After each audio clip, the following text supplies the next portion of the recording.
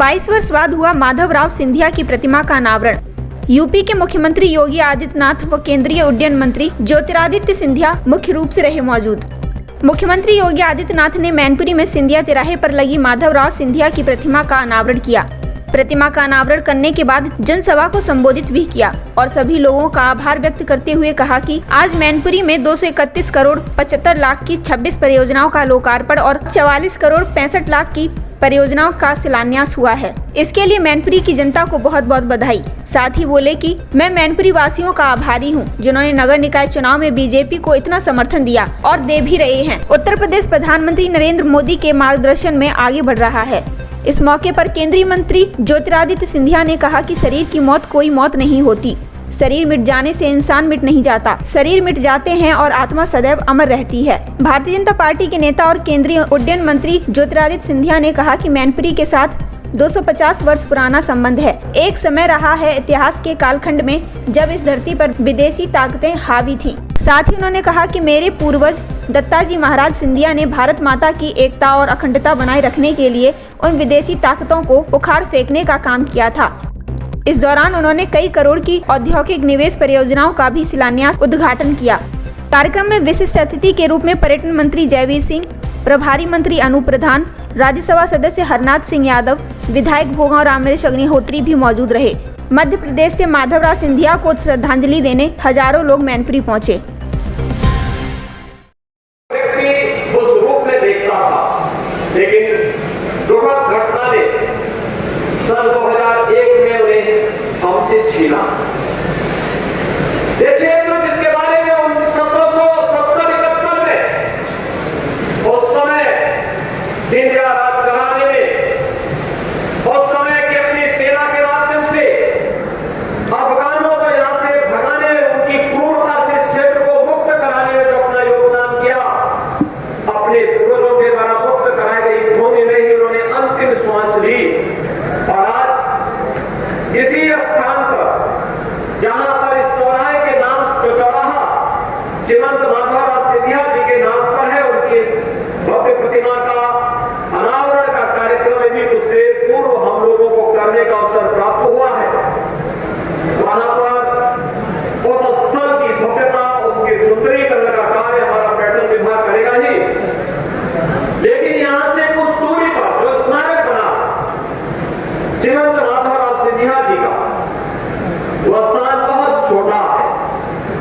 उस स्थान को एक भव्य पार्क के रूप में विकसित कर दे, वहां पर भी उनकी मूर्ति स्थापित हो, वहां पर भी सुंदरीकरण के कार्यक्रम, वहां के पहुंच मार्ग और वहां पर सड़क मार्ग के साथ साथ विद्युतीकरण के कार्यक्रम को भी जिला प्रशासन अविलंब उसको आगे बढ़ाने का कार्य करे, जिससे एक प्रेरणादायी व्यक्तित्व से यहाँ के युवा और राजनीति में आने वाले, सार्वजनिक जीवन में कार्य करने वाले हर एक दल के नौजवानों को भी एक नई प्रेरणा प्राप्त हो सके।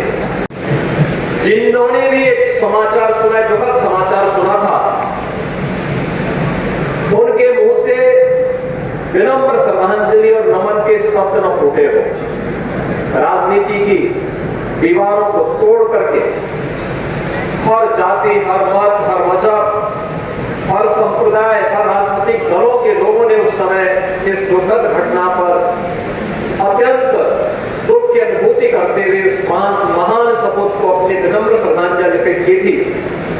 आज जब उनकी मूर्ति के अनावरण कार्यक्रम में हम यहाँ पर उपस्थित हुए हैं, मैं उत्तर प्रदेश शासन की ओर से और उत्तर प्रदेश की जनता की ओर से श्रीमंत माधवराव सिंधिया जी को उनकी मूर्ति अनावरण के अवसर पर स्मरण करते हुए, उनको नमन करते हुए, उनकी स्मृतियों को नमन करते हुए विनम्र श्रद्धांजलि अर्पित करता हूं।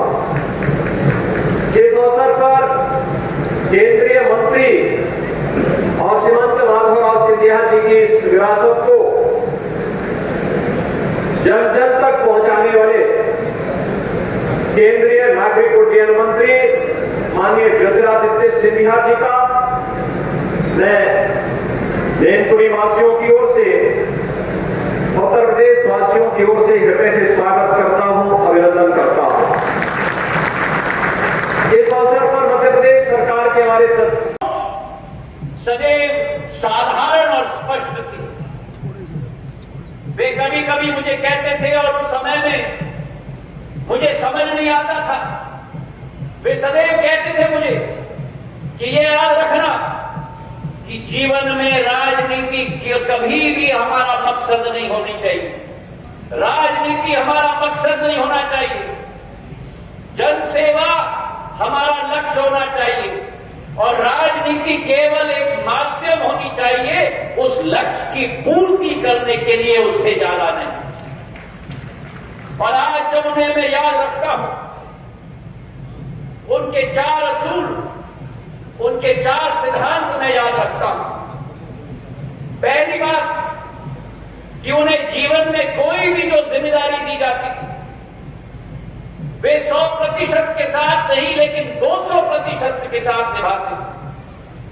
जब रेल मंत्री थे तब रेल विभाग का ऑन टाइम परफॉर्मेंस, रेल विभाग का कंप्यूटरीकरण, आज जो टिकट हमें मिलते हैं वो कंप्यूटराइजेशन का सिस्टम की शुरुआत उन्होंने की थी। शताब्दी ट्रेन की शुरुआत उन्होंने की थी और जो मैनपुरी और आसपास के क्षेत्र के साथ हृदय का संबंध, गुना इटावा रेलवे लाइन, जो कई लोग कहते थे नामुमकिन है, उनके कार्य।